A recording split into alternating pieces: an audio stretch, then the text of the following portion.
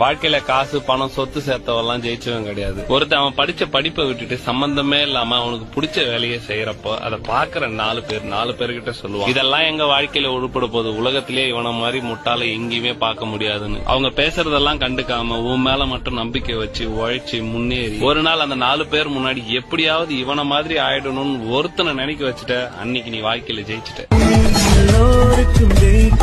நம்ம கிட்ட இருக்க எல்லாத்தையும் இழந்து நாதி இல்லாம தனியா நிக்கும் போது நம்ம கூட நிக்கிற ஒரே விஷயம் நம்ம கத்துக்கிட்ட கலையும் பாடமும் மட்டும்தான். அதனால லைஃபோட எந்த ஒரு பாயிண்ட்லயும் யார் உங்களை விட்டுட்டு போயிருந்தாலும் சரி, நான் கற்ற கலையும் பாடமும் என்னை துணை நின்று காக்குமடா நெஞ்ச நிமித்திட்டு சொல்லலாம். அப்படி நீங்க எதை சிறப்பா பண்ணுவீங்களோ அதை கத்துக்கும் போது எவ்வளவு மரியாதை கொடுத்து முழு கவனத்தோட கத்துக்கணும். நீங்க அப்படியே கத்துக்கிறீங்க, உங்களே பார்த்து கேட்டுக்கோ. If the answer is yes, congratulations, you're going to make it big. But if it's no, இப்பயாவது முழிச்சுக்கோ, wake up. எதை வச்சு நாளைக்கு உங்களை எல்லாரும் மதிக்க போறாங்களோ, எதை பண்ணும்போது நீங்க ரொம்ப சந்தோஷமா இருப்பீங்களோ, எது உங்களோட பினான்சியல் நீட்ஸ் எல்லாத்தையும் சாட்டிஸ்ஃபை பண்ணி உங்களுக்கு சோறு போட போதோ அதுக்கு தான் முதல் ப்ரிஃபரன்ஸ். சோ பிரேக்கப் ஆயிடுச்சு, டிப்ரெஸ்டா இருக்கேன், வீட்ல பிரச்சனை, ஏமாத்திட்டாங்கன்னு சொல்லிட்டு இத பாத்துட்டு இருக்க நீங்க இப்போ லைஃப்ல எதை ஃபேஸ் பண்ணிட்டு இருந்தாலும் சரி, the one and only solution is focus on yourself, focus on the topmost priority, becoming what you are and becoming what you are meant to be. So இந்த மாதிரி லைஃபே கான்ஃபிடென்ட் வச்சுதான்.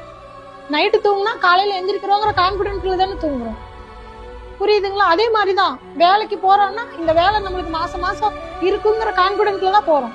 அடுத்த மாசம் வேலை இருக்காதுன்னு தெரிஞ்சா எப்படி இந்த மாசம் வேலையை நிம்மதியா பண்ணணும்? அதே மாதிரிதான் பிசினஸும், அதுல ப்ராஃபிட் வரும், நம்ம ஜெயிச்சிருவோங்கிற நம்பிக்கை தான்.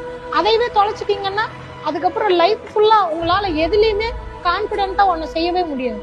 நம்ம தோத்துட்டோம் ஃபெயிலியர், நம்ம லாய்க்கு இல்ல, நம்ம இப்படி ஆயிட்டோங்கிறது உங்க மைண்ட் சொல்லிட்டே இருக்கும். அப்ப தோத்துட்டோங்கிறத முதல்ல நம்ம ஒத்துக்கவே கூடாது.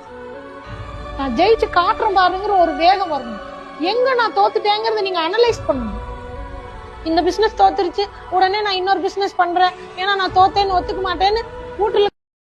உன்னை ஞாபகம் வச்சுக்கோ, நாளைக்கே நீ ஜெயிச்சுட்டா இந்த ஊர் நான் அப்பவே சொன்னேன் ரங்கராஜ பொண்ணு கெட்டிக்காரின்னு சொல்லும். ஒருவேளையில நீ தோத்துட்டா நான் அப்பவே சொன்னேன் ரங்கராஜ பொண்ணுக்கு இதெல்லாம் சரிப்பட்டு வராதுன்னு சொல்லும். நீ என்ன பண்ணாலும் அப்பவே சொன்னேன்ற வார்த்தையை மட்டும் தாண்டி கேட்க போற. இப்படி எல்லாம் யோசிச்சுட்டு இருந்தா சரிப்பட்டு வராது. என் ஆசையெல்லாம் இவ விட்டு நானும்